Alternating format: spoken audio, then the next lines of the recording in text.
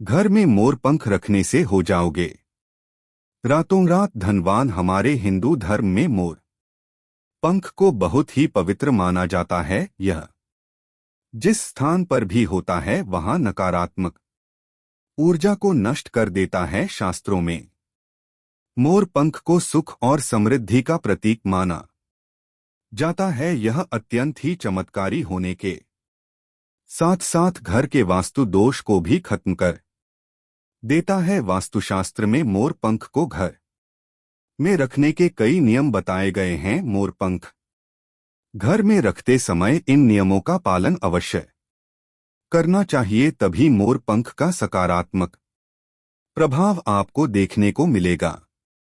वास्तुशास्त्र में मोर पंख को रखने के लिए कुछ नियम और दिशा बताई गई है। अगर आप अपने घर में मोर पंख को इसके निश्चित स्थान और सही दिशा में रखते हैं तो यह घर के अंदर की नकारात्मक ऊर्जा और दरिद्रता को खत्म कर देता है। मोर पंख घर में रखने से बहुत से फायदे हैं। अगर आपके घर में बरकत नहीं हो रही है, धन संपत्ति को आकर्षित करना चाहते हैं, तो इन कार्यों में मोर पंख का सबसे अधिक उपयोग किया जाता है। अगर आपके घर में पैसों की तंगी है, धन का खर्च अधिक होता है, घर में पैसा नहीं टिकता है, तो आप अपने घर में मोर पंख जरूर लेकर आए और वास्तुशास्त्र के अनुसार बताई गई सही दिशा में स्थापित अवश्य करें। इससे आपके घर में धन का आगमन होगा। वास्तुशास्त्र में घर में कितने मोर पंख रखना चाहिए, इसका भी विस्तार से वर्णन किया गया है। मोर पंख को हमारे प्राचीन शास्त्रों और प्राचीन पुराणों में एक चमत्कारिक यंत्र माना गया है। इसका प्रयोग कई प्रकार के तांत्रिक क्रियाओं में भी किया जाता है। तंत्र साधना में इसका प्रयोग करके सम्मोहन, शत्रुनाश तथा बुरी शक्तियों को नष्ट भी किया जाता है। इसके अलावा ज्योतिष विद्या में भी मोर पंख का प्रयोग किया जाता है। मोर पंख की सहायता से घर से बद शक्तियों को दूर रखा जा सकता है। साथ ही सर्प आदि विषैले जानवर भी मोर पंख की वजह से घर में प्रवेश नहीं करते हैं। इसीलिए वन में निवास करने वाले लोग भी इसे अपने पास रखते हैं।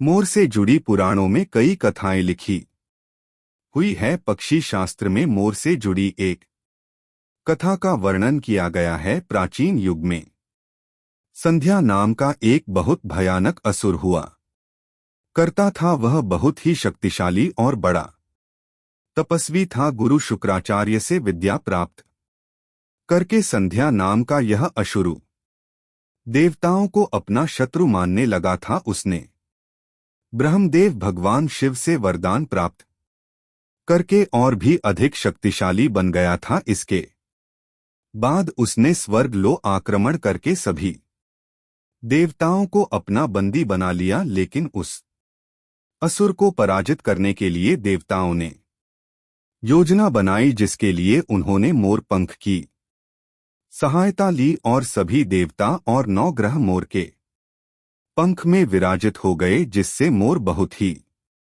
अधिक शक्तिशाली बन गया और विशाल रूप धारण करके संध्या नामक असुर पर आक्रमण करके उसका युद्ध में वध कर दिया और देवताओं को उनका अधिकार प्राप्त हुआ। इसके बाद सभी देवता ने मोर की प्रशंसा की और उसे पूजनीय होने का वरदान दिया। तभी से मोर बहुत ही पवित्र माना जाता है। जिस स्थान पर भी मोर पंख होता है वहां पर 9 ग्रह का अशुभ प्रभाव कभी नहीं पड़ता। जिसके पास सभी देवता और नवग्रह मोर के पंखों में विराजित हो गए, जिसकी वजह से ऋषि मुनि और देवता ही नहीं बल्कि भगवान श्री कृष्णा भी मोर पंख की प्रशंसा करते हैं। भगवान श्री कृष्ण ने मोर पंख की विशेषता का वर्णन किया है और उन्होंने मोर पंख को अपने मुकुट में धारण करके मोर के श्रेष्ठ होने का प्रमाण भी दिया है। मोर पंख को शांति और प्रेम का प्रतीक माना जाता है। मोर सुख और समृद्धि का प्रतीक होत को खत्म कर देता है। मोर को विभिन्न देवी देवताओं के प्रतीक के रूप में भी पुराणों में दिखाया गया है। मां लक्ष्मी देवी, सरस्वती, भगवान श्री गणेश, भगवान कार्तिकेय जी, ऐसे अनेकों देवी देवताओं का संबंध मोर से जुड़ा हुआ है। माता लक्ष्मी धन संपत्ति ऐश्वर्य प्रदान करने वाली देवी हैं। तो आइए जानते हैं मोर पंख के कुछ चमत्कारिक उपाय।